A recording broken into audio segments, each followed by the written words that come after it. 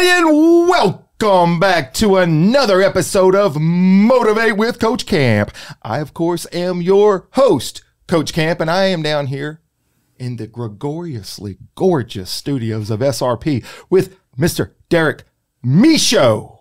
Hey, look, I want y'all to say a very special hello to my guest today. My guest it's awesome. Whenever I was presented with the idea of being able to put this one together, I said, man, this is something that is national. Sometimes I will put out a podcast.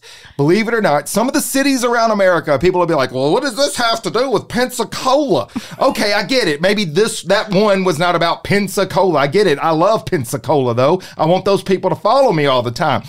But this one is going to hit home all across the nation, and I would even dare say all across the world, because this is not something that is unique to America. This is something that is widespread everywhere, and that is the need for safe, mentoring, healthy homes for children. My guest this week is Miss Anna Bell from the Palmer Home. She is the Community Outreach Coordinator at the Palmer Home for Children right here in Hernando. This is an organization that has been around for 129 years. That's longer than I've been alive. Easy, double, almost triple. So it's been a long time. I am excited to have you. Welcome to the Motivate with Coach Camp podcast, Miss Annabelle. How are you? Oh, I'm blessed to be here. Thank you for having me. I really appreciate it. Your enthusiasm gets me going. My wife would say different. She would be like, take it to the studio, young man. So I'm glad that you're enjoying it for a minute. I'm like a really strong drink. You just got to have it in sips. You cannot just gulp it. You can't gulp it. That's all. Hey, you're a light. I appreciate it. No problem. So let's talk a little bit about you real quick. Before we jump into the organization and all that you do for them, let's get to know you just a little bit. So tell me about where you're from and growing up and influences and stuff like that. Well, I am from just down the road. Olive Branch, Mississippi is where I grew up. Had a pretty typical childhood. Had a wonderful set of parents and a sister that I grew up with and still work with today, even at Palmer Home. So I'm really cool to share that with you. Yeah, I'm bringing everybody out to Palmer Home. I love it. But yeah, just a wonderful childhood. I went to Ole Miss, University of Mississippi. Go Rebels. Yeah, go Rebels. I'm a hotty-totty baby. And a journalism background. You know, I took one of those aptitude tests when you're in high school, try to figure out what your career is. Okay. Journalism is what they said, and sure enough, I found my love and passion for journalism. Did a cool thing in college. I was able to do a couple of internships with WMC, Action News 5 in Memphis. Got to know some Memphis. Did some Memphis news. I really enjoyed it, but I was over here pitching the puppy dog stories and the lady turning 109, and sometimes those don't lead to more followers. Right. So, you know, I realized that grind wasn't for me. But I also did an internship with Fox News in New York, so that was really cool. Shepard Smith is an alum of Ole Miss, too. How about that? Yeah, and so he offered to teach a small class. It was around the time when the Mississippi River flooded, and it was a big bubble. 2010. Oh, yeah, God, it came through. That. Yeah, and it was terrible. We actually traveled down to Vicksburg and saw the flooding firsthand. Really incredible. I mean, just so many lost homes and, gosh, so much. And so it was really eye-opening to do that kind of work. But I always knew the Lord wanted me to use my gift for storytelling. That's my gift. That's my passion. And I enjoy sitting and listening and hearing stories and sharing that with others. And so sure enough, God opened a door. I worked for a magazine, was an editor for a magazine for about 9 years. Tour Collierville magazine. It was in, you know what? in We're going to Collierville, get to that because you told me a little bit before we got started about your time in Collierville. So I'm excited to talk about that a little bit in a minute. So that's interesting. So how long were you involved with the magazine? Yeah, several years, and I got to really know the town of Collierville and the business owners there, and the families that make up that wonderful small town. Very similar to Hernando in a lot of ways, but after, like I said, about 9 years being with that company, I just felt like God was saying, Anna, you live in Hernando, you go to church in Hernando, your kids go to school in Hernando. You need to do something in your hometown. What was it like growing up? Were your parents involved in community? Yeah. We went to a small little church actually in Hernando. We lived in Olive Branch. So you guys are Olive Branch, but you were being drawn to Hernando all even along, as a child. All along. How about small that? Little country church, Baker's Chapel, a sweet group of people. It's very small, but all older. I was one of a small youth group, but those people poured into me and loved me and a big portion of why and who I am. Yeah. Today. So started out in Olive Branch, but ultimately you end up in Hernando. Yeah. You start into journalism. Mm-hmm. Go to Ole Miss. Met my husband, and of course, yeah, actually at Ole Miss. Yeah, how about that? And with a last name like Bell, Annabelle's as Southern as it gets, isn't it? Yeah.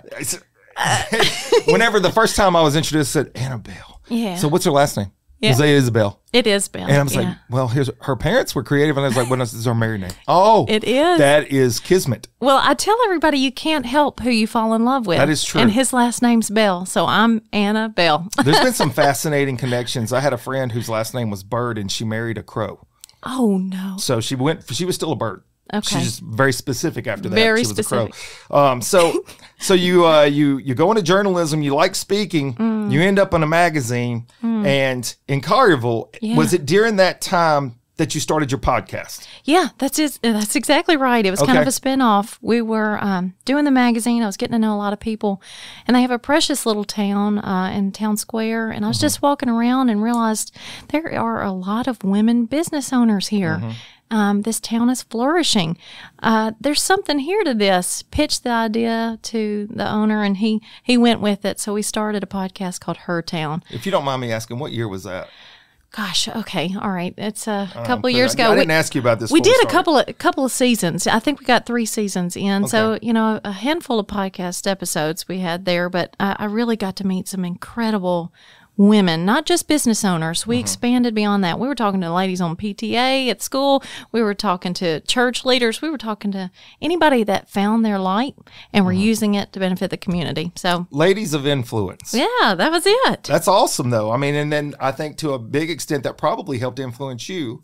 In some other areas of your life, I would imagine. Oh, absolutely. I mean, you can't help but benefit from hearing somebody that's excited about what they do and passionate about it. You just get on fire, too, you know? Absolutely, you do. 100%. That's why I like to bring in folks like yourself. Keeps the fuel fired up, man, me keeping on going. So whenever you moved down here, did you have an idea that you were going to get involved in foster care at all? How did that come about? No, like I said, I felt that call. I truly felt like God was putting it on my heart. There's something here in Hernando I needed to be doing. You really know what it was? I didn't know, no, but sure enough, I started putting some feelers out, and my mom, of all people, calls and said, "Hey, Anna, have you seen this job description? They're looking for a community outreach coordinator at Palmer Home." You like to talk to people. This is like, it's right up my alley. That is community outreach in the town that I love and live in. It just made sense. So after multiple interviews, I ended up landing in the job, and God opened that door for me. And what year was that you started? In 2022. Yeah. So not too long ago. Not too long ago. I'm still new. And your sister, how did that come about that you pulled her in? So we do a few large fundraisers throughout the year. That's how we make up our fiscal budget. And so one of those donations mostly, all right. It's all donation. Okay. We're true 501c3. Okay. And so no government funding whatsoever. Oh wow, I did not realize that. So it's not even in my notes, y'all. It's seriously not in there. So that's interesting. Well, we do one of the larger fundraisers that we do. We partner with Super Talk Radio, and we do one day of broadcasting, 6 a.m. to 6 p.m. And everybody comes on, and just like you and I, we're sharing stories with one another, but it's broadcast across the whole state of Mississippi. Yeah. And so that fundraiser, we need a lot of volunteers. It's a long day, a lot of hands, and the kids are there and having fun. And I invited my sister to come out and be a part of that. It's summertime. She's a teacher. She had time. Where'd she teach at? Well, she was teaching for several years at Olive Branch Middle School. Okay, so now she's full-time here? Now she's full-time at Palmer Home. That's called serious recruiting. It is. Well, I can't recruit my brother to come up and help me do anything in my house. And you got your sister whole job working down here. That's good. Wait, you just come out there. That's all it takes. If you come out to campus, I think you'll see for yourself a lot of servant-hearted people, a lot of people who love Jesus and love each other like Jesus would. And it's just a good, peaceful place to be. Yeah. So you said Mississippi. Is Palmer Home specific to Mississippi? Does it not expand beyond here? Good question. Originated in Mississippi, but we serve children and families across the entire country. So not a lot of people realize that. Children from East Coast to West truly are represented on the campus. We started in Columbus, Mississippi, so a little south of us here in Hernando, but started in 1895. That is incredible. 1895. Was it obviously the model has changed, right? So well, mission stayed the same, but yes, there's a lot of change. I would imagine there's a lot of changes. Sure. 129 years. Yeah. And so if you think about it, 1895, that's coming out of the Civil War, and truly there were orphans in Columbus, Mississippi. Yeah. It was the Presbyterian Church really led the initiative there, but it was a coalition of churches that came together and realized we've got a lot of orphans that need a home, and they created this place called Palmer Orphanage. So that was our name for a long time. It wasn't until the 70s that they changed it to Palmer Home. So that's really not that long ago. I was born in 73. So, it kind of feels like a long time ago because when I get out of bed, it's tough. Sometimes this is a little hard. But other than that, the 70s didn't feel like it's very long ago. No, right? So, in the scheme of things, no. But changed it to Palmer Home to better reflect what we're trying to provide these children, a place where they can feel supported and connected and nurtured. It's really interesting. So thinking about how something goes, from orphanage to a foster care system, you still, obviously, you would have orphans that would come into there. True. Clearly, that would still be a part of it. But so often, I think kids end up in foster care from less than ideal conditions in their own personal home life. That's definitely going to be some things that we're going to hit on here a little bit on the back half of our conversation. But just wondering, just curious too, for the Palmer Home itself, because I didn't know about it. Honestly, I had heard of it, but I didn't know about it. Okay, so understand there's a difference. I was asked to come out and speak to you guys on Veterans Day, which was a humongous honor. But I didn't know really a lot about it. And I get there and I start asking some questions. And you guys house children from all ages, all the way up to 17. Is that correct? Well, so good question. On campus, yes, we can have children from birth to 17 years old. Wow. And so the state says at 18, you're considered an adult. I don't know about you. I didn't have it all figured out at 18. I don't have it figured out at 50, really. I'm still working on several things right now. But yes. Yeah. But we offer another service care line that a lot of people might not realize that's called transition care.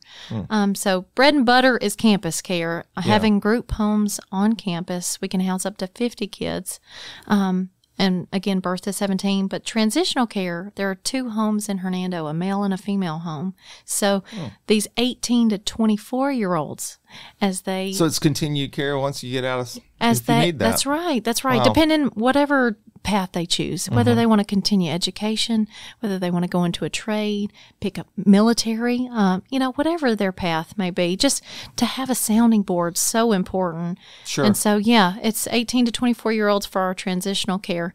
Now, we realize not every child will do well in a group home setting, and so our foster families are of the utmost importance because we still want to be able to take in those children that need a safe place to call home, and those foster families come in for those situations, for those children or siblings that need a more nuclear setting, a husband and wife team, maybe 1 or 2 biological children, but just kind of something similar to what most of us grew up in. Sure. So you guys have an in-house facility, obviously. How many Palmer Home full housing facilities are there, and is there a variation of that across the state and across the nation? Good question. Okay, so we have closed the Columbus campus. That's important to note. In December of 22, we officially, after 100 plus years having that location, closed it. Very difficult decision to make, took multiple years, but finally moved everybody to the Hernando campus, which we, in large part, was donated for Palmer Home. It's an amazing location. It's beautiful. If you've not been out there to see it, it is very nice. 150 acres. We're so grateful for the land. That was a big reason for the move. They just did not have the foresight in the beginning to purchase more land around that property. And so now we have that room for the kids to ride their bikes and run and enjoy. But there are 6 homes on the property, and we call them cottages. And when you hear the word cottage, you kind of think this little tiny cabin in the wood. No, they're beautiful 5,000 square foot residential homes, and with Jack and Jill style bed and bathrooms for the kids. And one thing Palmer Home does is keep sibling groups together. Oh, that's very important. Really important, because you think about it, they're already coming out of this traumatic situation, leaving home, leaving family, sometimes the only place they've ever known. and uprooted. And the idea of leaving your brothers and sisters at the same time is just hard. Absolutely incredible. Gut punch, So, and the idea of being able to keep those kids together is so important. And we have those 6 homes. Typically, 8 to 10 can live in a cottage together. I mean, a house. Okay. And we keep the kids around the same age group together. Toddlers normally stay together, whereas teenagers kind of stay together. But siblings will sometimes stay together. Sometimes it's in the best interest for the kids to be in separate homes, because sometimes, you got a 12-year-old that's having to be mom or dad to their younger siblings. And sometimes it's best to remind them, you're 12. You're still a kid. Yeah. But it really is wonderful to see the kids when they first come to us are nervous, in a new place, a lot of new people, new faces. But once they soon realize that we're here to figure out their gifts and talents, we're here to figure out how to pour into them and love them like Jesus and help them see their self-worth, it fills my cup. And I feel selfish sometimes saying that, but it truly does. No, I think that what you're hitting on is one of the things that I drive home, at least I think I drive home here on the podcast and then in my speeches, is that the fulfillment of life is being able to experience things yourself and be able to grow yourself. You always have to focus on, it's weird because you have to have a little bit of self-serving approach to life to be, at least I want to just say it this way. You have to be able to be in tune with where you are and where you're going and be intentional about your own personal growth. You have to do that. But the way to do that, fulfilling something, is to have the purpose of, once you've figured out some things and you've accomplished some things, you're going to turn around and you're going to help that next person coming behind you. And that's the big picture. So it's not all about you. Obviously, for you want to be able to grow and you want to be able to be an example. You have to lead by example. You can't be the best version of yourself and help somebody else if you're not thinking about you. You got to be the best version of you. So whenever you're doing that, you're ultimately going to be an inspiration to someone behind you. And I think that's the big thing. So saying that you're fulfilled and feeling blessed whenever you're helping these kids, you're only able to do that because Annabelle took care of Annabelle first. And you've got to be able to put yourself in a position to help others. That's what we should all do. Community is everything. I've spoke so many times on this show about Hernando in particular, and I know this is across the nation, and this is something too. I don't want to get in too many rabbit holes here, but Hernando has just, as I've been doing this, there are so many wonderful, kind-hearted people willing to give everything they've got to help the person next to them. And whenever you start to do that, you see a great community center around you. And I believe that is the majority of people. And it drives me crazy so often when you see all the negative on TV and in the social media, you realize that's not the full reality. That's part of life. That is not the whole of life. People are good people. They try to help individuals. That's what this platform tries to do. When you've been blessed, you can't help but want to be a blessing. I agree. It is. I agree. It's good stuff. And so you're able to pour back into these kids. You're able to use all these experiences. So I can't claim all of it. Man, I'm just a small drop in this big bucket. And we grew up here, and it takes a village to raise a child. But it really takes a village to get around all of these children and be there for them. And so, like I said, I can't claim much, but my job as community outreach is to share that we have this gorgeous new facility, that Dr. Hugh Francis Jr. Wellness Center, where you came to speak. We have this facility now that welcomes community out where we didn't have that before. For many years, it was just the campus with the houses, the cottages, and our chapel. But now we're able to welcome groups to come out to the campus and hear about what we're doing, get updates, and actually get involved, get their hands dirty, because we are a true 501c3. We don't accept that government funding. And while we do have some wonderful development officers that are raising funds, it really is people's time and talent and treasures is what makes this thing run. So. You actually went straight to the next point I was going to make right here was, what's the staff like? How many people do you have working down here at the one in Hernando? Yeah, so we have a lot of people who are remote, who aren't there all the time. We've got representatives down in Jackson and Nashville, Tennessee, and West Memphis, Arkansas. We've got people all over. Wow, I did not realize. Our home base is our campus, and we've got a small core group that are there regularly, though. Our child care services team are there always to be there for the kids, and so it's a small core team, but gosh, we we all have our gifts, and we're using those to help overall with the kids. So if a person's outside of here and they're like, hey, I would like to be a part of that, Yeah. How do they get to be a part of the team? Because that's what I was wondering about the staff here and then the growth outside of here. And if a person's watching that, I didn't realize you could do this out of state. So like they're in Phoenix, Arizona.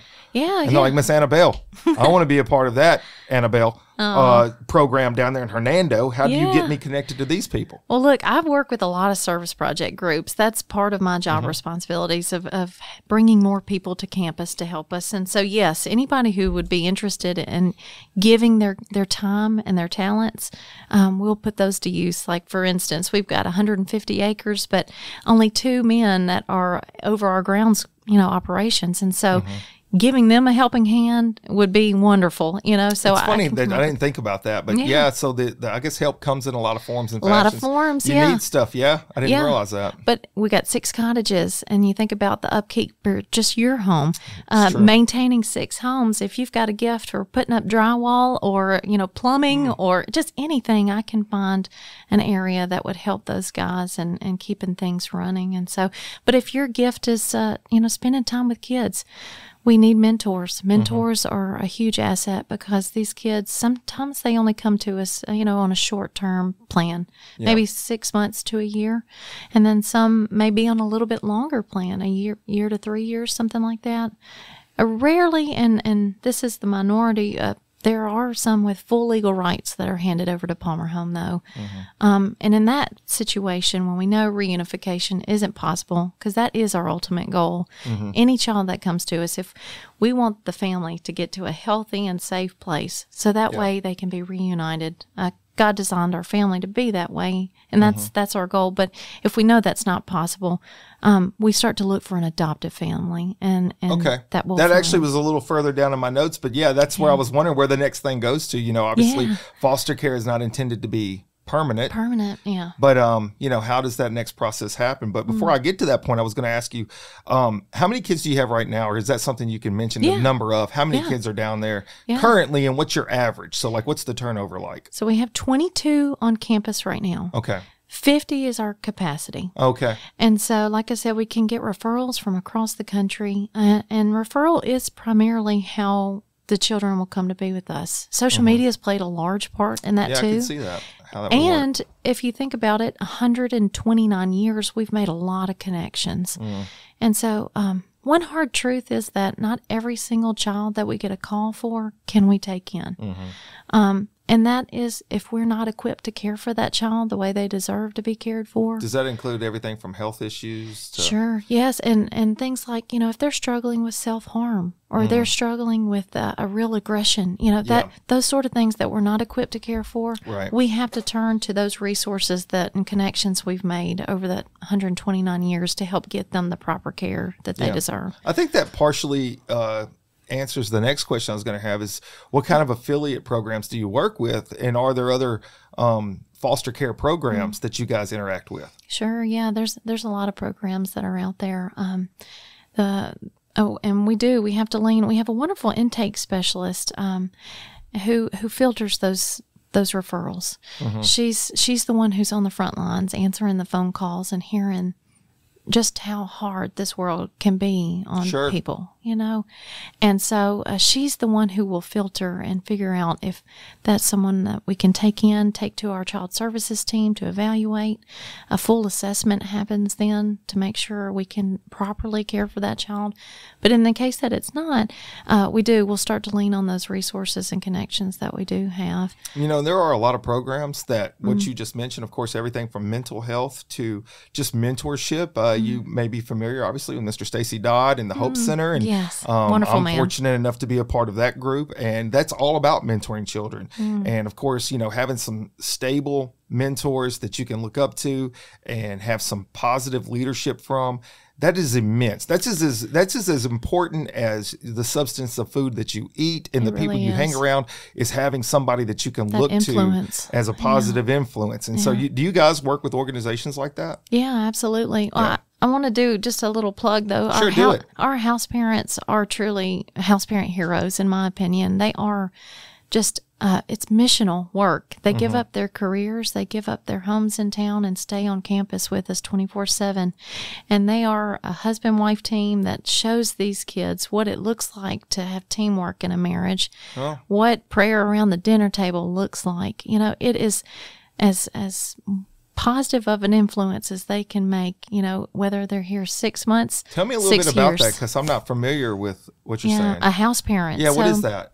So we actually just took in a set of house parents from Texas, actually. So these house parents can come from anywhere, but truly, they are the boots on the ground. So these are individuals that see the program, they apply, I guess. They apply, and it's a husband-wife type situation. They say, hey, look, we're going to come live with you guys, and we're going to lead by example within the house. Show these children what a family unit could look like, what a healthy family unit looks like. Should look like. That's right. And I didn't know that y'all did that. Yeah, and the age ranges of these house parents are from the early mid-20s to their 60s. You know, we've got a couple that is amazing. You wouldn't know it. They're young at heart and out there running with the kids. But I'm 50, girl. I can't keep up on my grandkid. He's 4. I'm like, what is going on?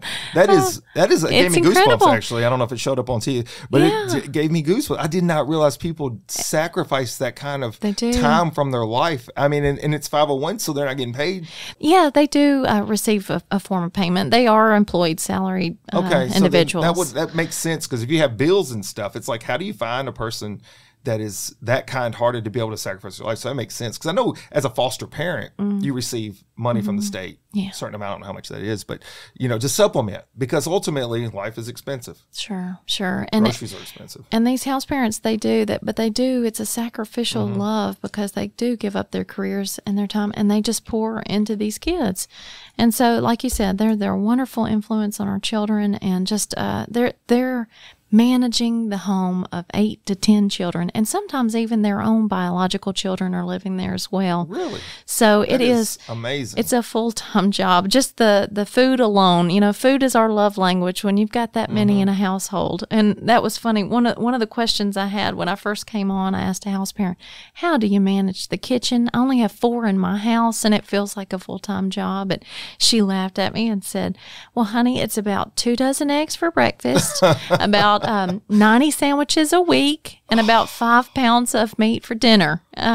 So yeah, imagine feeding that many mouths. I mean, I worked at a fire department for a long time, and we would have to take turns cooking. So once a month, usually you cooked. And it sounds like they're feeding an entire fire station every day of their life. That is incredible. Yeah. Wow. That I didn't realize all of that is taking place. I did know this part, which I guess I didn't think about it, but when I was there doing the speech, it became evident. These kids are in class. So it's not, I mean, like, life is still happening like it would. And this is just a structured environment. Absolutely. So they had school that day. They had to do, you know, their whatever the age group was. So what do you guys do about teachers and stuff coming in? Because clearly you're going to need all age ranges and all different topics and stuff. So when the kids come into our care, we do a full assessment. We're looking at their physical development, their academic development, and spiritual development, of course, too. And so we determine where would they be best suited academically. We have Lake Cormorant is a public school nearby that the kids can attend. It's usually about 20, 25 in a classroom. Tunica Academy is another option. Oh, okay. It's a private school down the road. Yeah, my son actually went there for a year. Yeah. And so that can be another option for our students and kids. But then we've just started, we've only been a year or so in, with Palmer School, which is a homeschooling effort. So some of the kids that come into our care, academics were pushed way down the totem pole. Sure. And so they deserve to have that one-on-one to build their confidence, to build their reading and math skills, to get them back on par and return back to the traditional school setting. So that's where my sister, Abby Gray, she is there working with those. Yeah, working with those individuals. Anna did it. She pulled her sister in as a good guy. I'm telling you, I can't help draft it. Pick. I'm just telling everybody about Palmer Home and the good that I see and witness every single day. It's just showing the love of Jesus to these kids. And like I said, whether they're here 6 months or 6 years, you sow these seeds now and just pray that God's going to use that in their lives going forward. You know that it will. I mean, those tight mind, body, and soul. I've spoke on that many times over, and you have to have a balance across all. You cannot focus on one area. You need to be healthy in all areas in order to be able to thrive at life. And you guys are doing that. And you just said something that I also use a lot of times in conversation, and that is planting seeds, because you're not always going to see the product right away. You've got to let that cultivate for a while, and I guarantee you the dividends are going to come back bigger than you could ever imagine, which is a big part of why I got into the Hope Center and mentoring children, because what you realize is you're not just influencing that generation. Hopefully you're breaking a chain of bad actors down the road, where the next generation, when they have kids, they now have the tools to not only be successful themselves, but the very thing we started out talking about was they can turn around and show that to their children and their friends. Yes. And then that can grow the next generation. And that's how you start to fix some of the big problems that we do see in society. So, Miss Annabelle, we are going to take a quick break. When we come back, I want to hit into some statistics. I want to hit into what the future looks like for Palmer Home, and how other people that have other talents, where they may be able to fit into that, not only this program, but any and all programs out there that make a difference in society. And I think that's what it's all about, my friends. So come right back. A great opportunity awaits. The Motivate with Coach Camp podcast is now in its second season, and we are excited to say that we have listeners all over the United States and in 19 countries.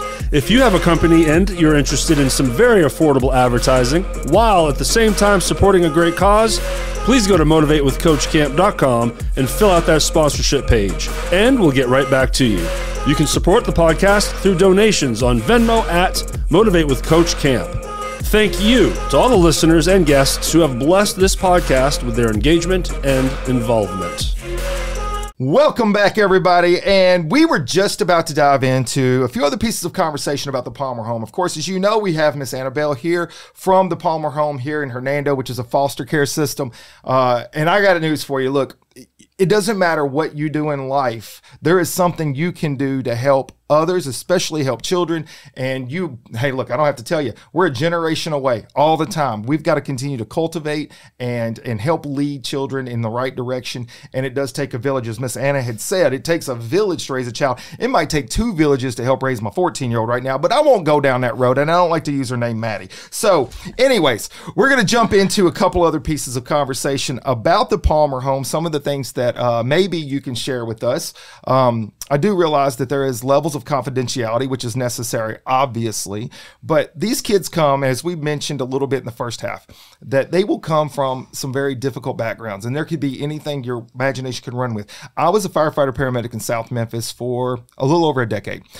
You do not realize, if you grew up in a fairly stable home in suburban America and you didn't travel outside of that, you would not realize that there are such poverty conditions just 20 miles up the road. And you don't realize that a lot of times, depending on where you live. And there were kids that just, you could see it. You walk in, they're 5, 6, 7 years old, and there's not any real structure in the house. Things are a mess, and there's just chaos going on. And you think to yourself, I want to save all of them, so can I just take them all home? No, there's laws against that. But in the end, there are things we can do. There are things we can do. And when we start to, pour ourselves into children, you will start to see that come back as they get forward in their life and they help others. So that's the question I have for you is, can you share any stories? They have to be very specific, but of a child that you know that's come through the system and is now thriving in life, that it would probably be obvious that maybe they would not have had those same opportunities. Yeah, sure. So, like I said, I've only been there for a year and a half, but I'm hearing all these unique stories. Everyone's different. God designed us all with our own gifts and talents, and everybody's story is unique. But I'll share one that's with us right now. We had a group of 8 children that came to us, not in the Snowmageddon of this year, but it was an ice storm of the year prior. And 8 children were living in a van in Shelby County. Rough. And yeah. And this is one of the harder stories that I've heard. Of course, everybody kind of goes to the harder stories. They think of the worst scenarios, and not everybody's story is that way. But this particular group of children not everybody did have shoes, and not seeing the pediatrician or the dentist. And it felt like moving mountains to get them on campus and to get them with us before that ice storm. And so we made it in time. They were, got all the necessities and got situated. But to see these kids get settled, realize that these strangers, these people that they've never met before, truly wanted what was best, to see them open up was such a beautiful thing. It's ironic, a little bit, that siblings who have gone through maybe the same traumatic situation can respond so differently. So you might have one child who is very reclusive, who is introverted and not going to talk with you much. But then another sibling is very excited and wants to hug you and hug you tight and wants to talk and get all of your attention. It's really interesting to see how those two personality traits just very different, same exposure and everything. Huh? Exactly. Yeah. But even in both scenarios, as time passes, as you remain consistent, as you show up and you be there and true to your word, that these kids truly open up and realize like you are a trustworthy, dependable adult, and they just begin to thrive. It's just a beautiful thing to witness to. And then they start finding their gifts. And one of the older siblings, she really didn't realize basketball is her thing. And she got into the public school system and got on the team and just is thriving. And, that's awesome. And loves it. And just find their gifts and their talents. A couple are doing guitar lessons right now. We've got a guitar teacher coming once a week, and finding joy in those things that we might take for granted, like you said. It's just a beautiful thing to witness. And so, yes, and some of these kids, they'll graduate out and go start their lives, but to see them come back, we have one child that is ready to get married and this summer in our Hope Chapel, which is a sweet little country church on campus. And I think that's a testament that she might not have had biological family to walk her down the aisle, but she knew Palmer Home was there and that she could get married on campus there. And I think that's a beautiful testament too. Sure, it absolutely is. I think it's probably not a stretch to say that most of us want to find our identity. And look, my daughter-in-law was adopted.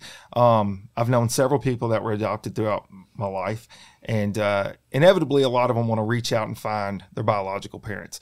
They may have had a great life growing up, but ultimately there is a connection to the family. And so sometimes when they don't have that opportunity to do that, it can be difficult moving forward and creating their own families. Yeah. And so something to be said about foster care itself, and then also like an organization like your own, where you give that structure and that love, and the person starts to see the value in themselves.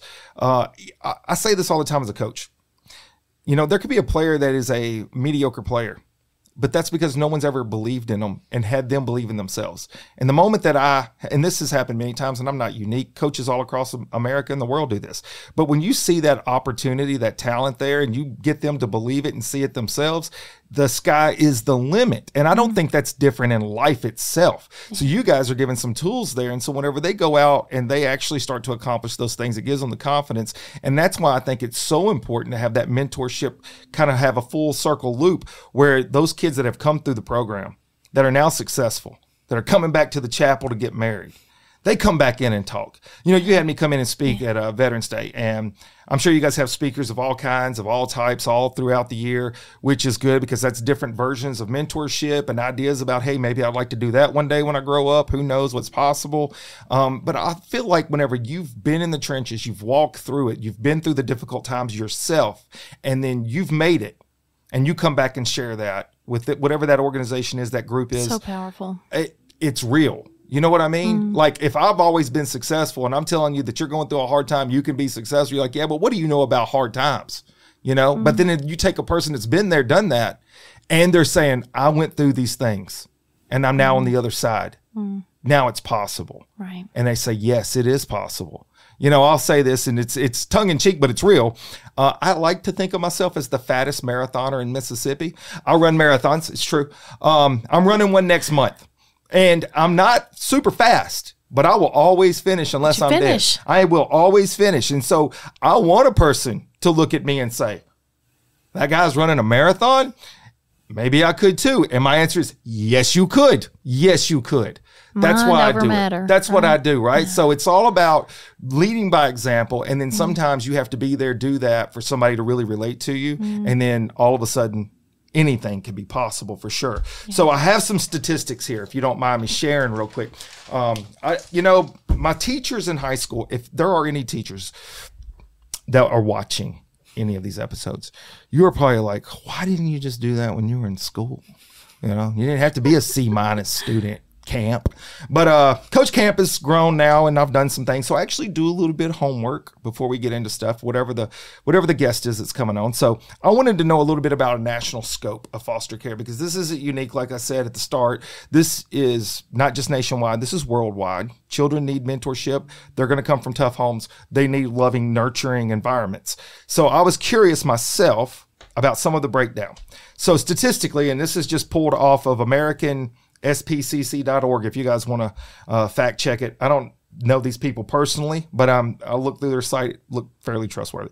So the statistics are this: 52% of the children that are in foster care are boys, which means 48 are girls. So it's almost split. It's almost a split down the middle as far as nationwide. I was curious about ethnicities. So it's 44% white, 23% African-American, 21% Hispanic, and then anything beyond that was just a lower percentage. But so it's a large percentage of all versions and varieties. Doesn't have to be. So in other words, you don't get an ideology that it's this type or that type. Yeah. It affects everybody. It's just like drugs. It's just like alcohol. Everyone's affected. Everyone needs help, right? So it does. You don't just isolate. You think about it that way. The ages, I was curious about that. So 26% of across America are under the age of 1. 22% are 13 or older. So the rest of that, I don't know where they're getting the rest of the percentages, but it says the other percentage of that will not usually find a fit. And so whenever I had written down that statistic, the question comes to me, how do you find fits for children? How does that come about? So, I mean, is there a process? And I'm going to share a little bit about my aunt and uncle's experiences as foster care parents. But what is required? How do you find fits for children and families? Yeah. Well, we have this wonderful program that birthed out of Palmer Home. It's called our Whole Child Initiative. And it was something that started out just like what you've got there, your yellow pad, and a pen. But looking at the whole child and the whole needs of that child, the whole team that's going to serve that child and their whole story. And so, through Whole Child Initiative, we've got a wonderful home study that happens with our foster families when you first are interested. And some people go through the state to look into foster care. If you come to Palmer Home and you're interested in fostering, we have a wonderful director, Kafar, who will then set you up with a caseworker who will kind of work through a home study with you, somewhere between 3 and 6 months of a home study. So it's a real commitment. Rigorous. Yeah. It is. You don't want to just place the kid anywhere. No, right? So that makes sense. And really, like I was sharing with reunification, if that's at all possible, we want that for that child and family. But when we know that's not possible, we want to make sure it's a one-time placement. We're already going through a traumatic situation. We want, if reunification's not possible, to have a one-time placement and that be the right fit. So it could take years. It's not something to speed into and do quickly, but to have.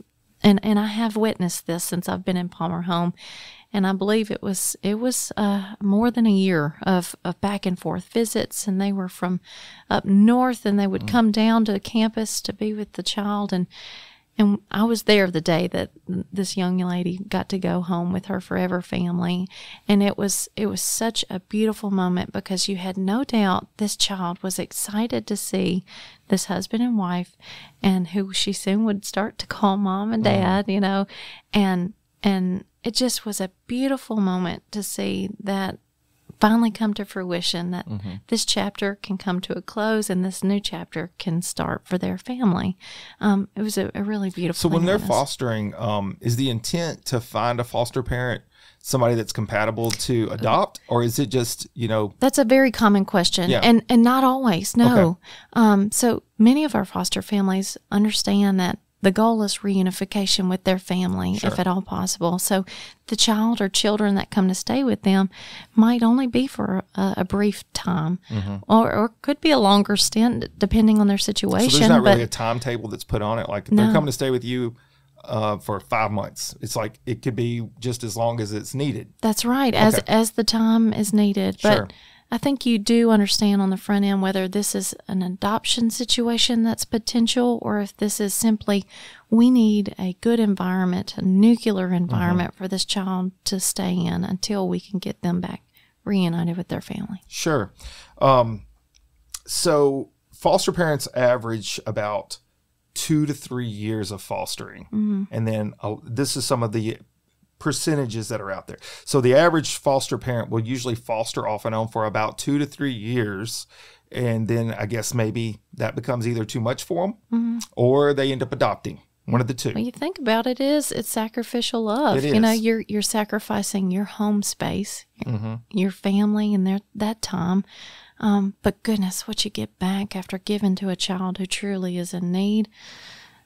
It's time well spent. And this is the part here. So I left these last 3 statistics in, but it does say that the majority of children that enter foster care, the overwhelming majority, will end up with a family member. Not always a parent, but a family member, somebody that is within their, unit.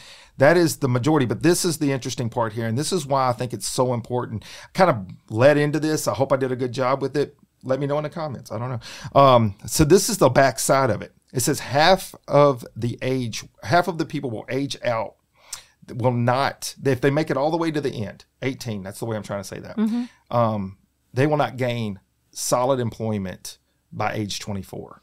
So what you were talking about at the beginning of that extended care beyond is so crucial. I didn't know y'all did that, by the way. Yeah. And it's so interesting that you said that. And you said up to 26? It's 24. 18 it's 24. To 24. Maybe they read the same statistics. Coach Camp did something good. What? All right, so I found some good statistics here. Yes, because it says up to the age of 24, most of them will not find gainful employment. The other part of that says that less than 3% that age out, they will never get a college degree. That is the statistics on it. If you ended up aging out at 18, if you never got real foster care, you never got adopted, a lot of those, 3% is all that will actually end up getting a college degree. Now, I will say this. I'm going to go on record as saying this. There's a lot that's shifted in today's market, I do believe. I don't think that getting a 4-year degree is the denominator that makes you successful. Trades, there are so many other things. I advocate for a paramedic. I'm a paramedic. So there are trades and stuff, but that's still college education that gets you that step into a door or a career field is so important. And it's showing that without that connection, without that love, without that mentorship and guidance, they are set up for failure to a great extent through no fault of their own more often than not. It's so crucial. I mean, some of these children have not, they believe truly that they were a mistake, and for us to hear and tell them, for them to hear that I was designed with purpose, that I am worthy, and to realize that and to believe it, that's what is going to change everything in their life, and so absolutely, that's what we got to live out every day with them, and just keep reminding them, God designed you with purpose. You have gifts, you have talents. Find them. Let's find them and put them to work. I love it. And, I feel like that you probably wake up every day, Miss Anna, and you don't have to kick yourself and be like, I don't. I got to get focused. I got to get to work today. I'm so blessed to say that. It's awesome, isn't it? And I only drive 12 minutes from the house. And after driving an hour to Carville, it's 12 minutes. And I'm pumped and I'm ready to go. And it's I'm a storyteller. I told you that by nature, and to witness their stories. And then be able to come and share part of that. Yeah, absolutely. It's a beautiful thing. And I am envious of the drive because I drive an hour to Memphis all the time when I go to work. Love my job, hate my drive. Anyways, that is amazing. I want to share some stats from my family. Yeah, please do. It's so funny. Sometimes I think to myself, all right, I've done my research. I've gotten some good stuff written down. And then right before I go into an interview with somebody, I'll be like, why didn't I think about that? And so now I'm scrambling and I'm trying to research something. And sometimes I'm an idiot. It's true. My wife would agree with that. I have family that did foster care for a long time. And I'm like, why did you not reach out to your aunt and uncle and ask some questions, Coach Camp, Mr. Smart Man? So I did that right before I walked into the studio, literally the 11th and a half hour. Hey, it still counts. It counts. And they gave me some really great information. So my aunt and uncle, which I grew up and they, you know, like your mom and dad are your heroes. Mm. These were some of my other heroes. My aunt and uncle, it's like, if anything, I was told this from like age 2. If something happens to me and your father, you're going to stay with this aunt and uncle. You know, I don't want to say their names. I don't know if they want to be out there in the world. But in the end, I was like, yeah, that would be awesome. That's kind of like you, Mom. So I asked them some questions. They were in the foster care. They did foster care for 30 years. Wow. For 30 years, from 1984 to 2014. Bless them. They had somewhere in the neighborhood of 30 to 35 kids that they ended up fostering. Wow. One of the things that they mentioned to me quickly, which was something that I would have assumed, was they almost never got a child that was an easy child to manage. And not to say that in a rude way, but like they had problems. They had psychological problems. They had health problems. There was a lot of like, you know, you think about children that are born with moms that had no prenatal care and stuff. And so they're born with congenital issues, and they were taking these children in, and they had 2 kids of their own at the house. So this management of being able to manage your own family, plus you're taking in foster kids that have different types of issues, was enormous. A lot. Absolutely enormous. And they were out in Virginia. So the foster care system out there was, I mean, you know, it's probably very similar, but you know, maybe some differences. Yeah. So they had a training program. I'm not 100% sure about all the training they had to go through. And then they would have children placed in their home. And that was why I was asking some of the questions I had earlier was, you know, is there a process for a fit? And I asked them, did they have a preference that they got to use? And because there are some things. Not the same. This is not the same what I'm about to tell you, but we did exchange student. We had exchange student, but I had parameters. Like they had, I wanted them within this age range because we only had a daughter in the house. I wanted it to be a female. So it's like, you know, we had certain things that we had to hit, and we had the most amazing exchange student in the entire world. I'll say that, Andressa Barbosa Fernanda, you know you, girl. And and when she watches this in Brazil, and she's back in Brazil, she'll love it. So, anyways, they did. They could say, look, we only want, you know, newborn to 6 years old or something like that. But they were wide open. They took whatever was needed to fit the need. They had kids for years off and on. Then there was respite care they would do. So like a family had a foster child and they needed to do something. They had to go out of town or whatever for a month or whatever. They would take that child in and then bring them back. And, it's just when I was talking to them and I realized looking back how many times I saw them going on a family vacation and they had, you know, their foster kids with them and stuff, and they were part of the family and everybody would embrace them. And you could see how much it meant to those kids. Yeah. Yeah. To whom much is given, much is required. And God came not to be served, but to serve. And that's what he calls us to do too. I'm so proud to be from an organization that is Christian based, that, and we're not ashamed to talk about our faith. And it's a beautiful thing to be able to share that with these kids too, that, you know, all of our stories are different, but he's going to use that for his glory. And we're going to be able to bless others through it too. Absolutely, that's the only way that you have a true impact too, in my opinion. You know, you've got to hit home on everything, and in the end, you know, your faith and the goals that you're going to have in life are going to be self-sustained whenever you know that there's a bigger and higher purpose than us here on this earth. And y'all are definitely instilling that. Obviously, look, I don't have to tell you, I'm a big mush. Oh, it's good stuff. I mean, really, I'm really thankful. This time is so valuable to me. I just appreciate sharing it with you and you allowing me this time to share what we do too. You know, just knowing what my aunt and uncle's story was, and knowing what all the years that they spent doing that, and then now knowing what your program does, it does inspire me as well to try to do more and to have a platform like this, to be able to bring people in like yourself, to be able to share those stories for the world to see. It's so important. Yeah. Don't listen to the news. Don't listen to that social media, that ugly little voice that comes in sometimes. There's so much good out there, and people are trying their hardest to bring that to others too. And just know you can find it. Go looking for it. Go to palmerhome.org and you can find it. That was one of the last questions I was going to ask you about, palmerhome.org. And is there a phone number they can reach out to? Yeah, 662-449-2400. Okay. Yeah. Well, Miss Anna, look, we are getting close to the finish line. As you can see, I become verklempt whenever I talk about certain things because I'm a passionate person. It's nothing to be embarrassed about. Look, it doesn't matter to me. Me and Sheriff Tuggle, you know Sheriff Tuggle? Oh, he's a wonderful man. He came out to Palmer Home right before he was elected. That is, sweet he man. came out here and we were talking and we're like, you show me a man that doesn't cry, I'll show you a weak man. I'm like, amen, brother. He is a great fella, man. So is there anything you want to leave my listeners with as we wrap up here tonight? Something, maybe some pearls of wisdom or just encouragement? You may think this is funny. I've had the same quote on my chalkboard at home for the last, gosh, no joke, 5 or 6 years. And it's not because I'm lazy, but I just haven't found anything that impacted me more than this small little quote. And it says, do small things with great love.